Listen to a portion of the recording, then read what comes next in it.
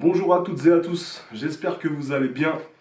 Aujourd'hui, je vous fais cette petite vidéo pour vous présenter mon prochain ouvrage intitulé Les affluents sombres. C'est mon premier thriller et je voulais vous en parler de vive voix parce que, en réalité, quoi de mieux que l'auteur pour présenter lui-même son ouvrage. Dans un premier temps, j'ai écrit ce roman, j'ai commencé en mai 2025. Je l'ai terminé en septembre 2025. J'ai mis très très peu de temps à l'écrire, tout simplement parce que j'étais littéralement, sans vous mentir, envoûté, guidé, comme si en fait c'était de l'écriture automatique. Tous les jours, j'avais mes personnages dans la tête, tous les jours, j'avais mon histoire dans la tête, et c'est pour ça en fait que je l'ai écrit aussi vite. J'en suis assez fier, clairement. Non seulement parce que je voulais que ce soit un roman original, dans un premier temps, au niveau des thématiques abordées. Mon protagoniste aussi est atteint d'albinisme. On n'en entend pas assez parler dans la littérature et j'aime beaucoup les protagonistes et les personnages principaux atypiques. Et je voulais vraiment me démarquer avec ce protagoniste en fait qui est atteint d'albinisme, qui est amélanique, du coup, donc qui est dénué, qui a la peau qui est dénuée de mélanine et qui est auteur indépendant. Donc il y a une partie aussi de thématique sur l'auto-édition, sur la galère que c'est d'être en auto-édition, sur toute cette volonté en fait de vouloir faire de sa vie, de vouloir faire de son métier l'écriture. Et puis la deuxième protagoniste qui est une artiste peintre d'origine congolaise qui a été adoptée et qui est arrivée en France. Du coup, aussi il y a le milieu de la peinture, des galeries parisiennes, donc deux milieux qui vont se confronter et on va clairement voir se dessiner entre les deux un fossé avec ce jeune en fait auteur indépendant qui s'appelle Samael et qui lui vient des Mureaux, d'une cité sensible des Mureaux, et cette artiste peintre, Joline, qui elle a été adoptée par un riche couple et qui habite tout près des Champs-Élysées.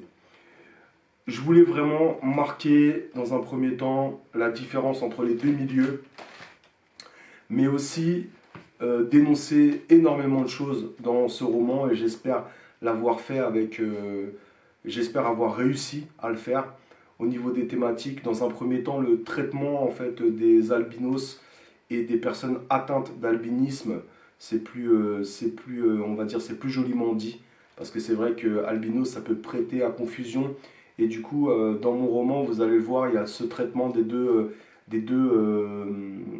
comment dire, des deux sémantiques. En fait, voilà, on a les deux définitions et on est confronté à plusieurs regards, plusieurs jugements de la part des gens. C'est un roman qui est sur la différence, clairement. C'est un roman qui est sur aussi la réussite et l'échec. C'est aussi un roman qui est sur la passion, l'amour aveugle, voilà, avec une relation qui est assez fusionnelle entre les deux protagonistes. Je ne vais pas vous spoiler tout le roman, bien évidemment, mais en gros, il va y avoir une rencontre. Cette rencontre va bouleverser les vies, et puis ça sera l'élément vraiment déclencheur de mon histoire, de mon récit. Et comme je vous ai dit, c'est un récit que j'ai littéralement adoré écrire. Et je pense que c'est la première fois en fait que mon écriture est autant guidée, autant d'un point de vue du récit que d'un point de vue d'immersion. C'est-à-dire je me suis immergé dedans. J'avais du mal à m'en dépêtrer, j'avais du mal à m'en sortir. Et moi-même, je pensais souvent en fait à cette histoire, à comment en fait l'amener. Et je suis surtout pressé, c'est pour ça que je fais cette vidéo, de vous la livrer, que vous l'ayez entre vos mains et que vous puissiez me faire vos retours sincères, francs, avec voilà, la plus grande bienveillance.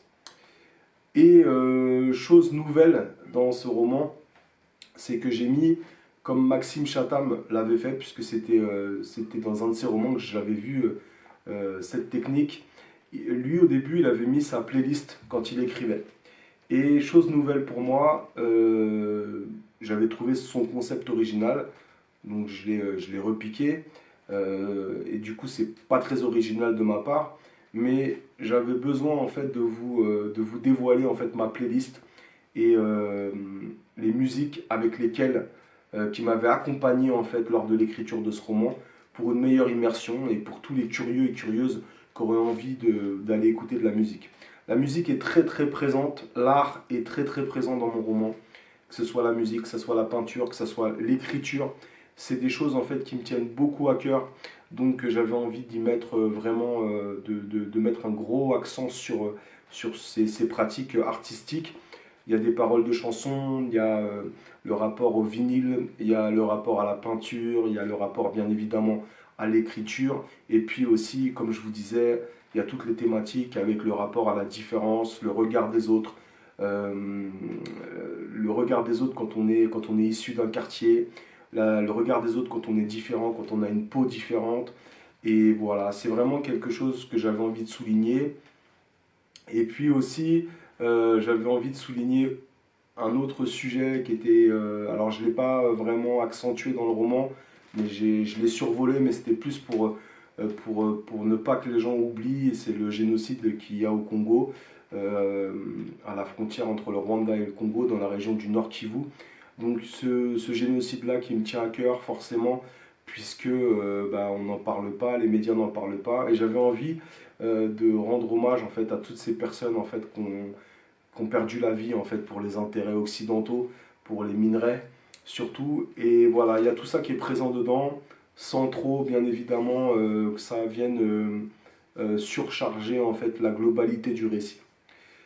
J'espère sincèrement que vous aurez l'occasion de lire Les Influences sombres. N'hésitez pas à passer vos commandes en message privé. Je vais mettre mon adresse en bas de la vidéo, mon adresse mail pour tous ceux qui veulent des commandes. Et puis j'espère réellement que ça va vous plaire et aussi ou que ça va vous déplaire forcément, puisque bah, c'est des personnages qui sont atypiques et auxquels on n'est pas forcément, on va pas forcément s'identifier. Et on peut aussi se heurter au fait où la communauté, on va dire africaine et même toute la diaspora peut dire oui, mais pourquoi lui il écrit sur un albinos alors qu'il est blanc. Donc ça, je suis vraiment vraiment ouvert au débat et j'aimerais beaucoup en débattre là-dessus. Je pense qu'un sujet, à partir du moment où un sujet tient à cœur, on peut écrire dessus, peu importe sa couleur. Et j'espère que vous aurez l'ouverture d'esprit et la tolérance en fait d'accepter en fait ce roman et mes mots comme je les vois et avec grand plaisir pour en débattre. Voilà. Les Influences sombres, c'est sorti aux éditions Indigènes et c'est disponible dès maintenant. N'hésitez pas à le commander. Contactez-moi par mail, contactez-moi en DM, en MP sur mes réseaux. Je mettrai tous mes réseaux et puis je vous dis à très très bientôt et merci de m'avoir écouté.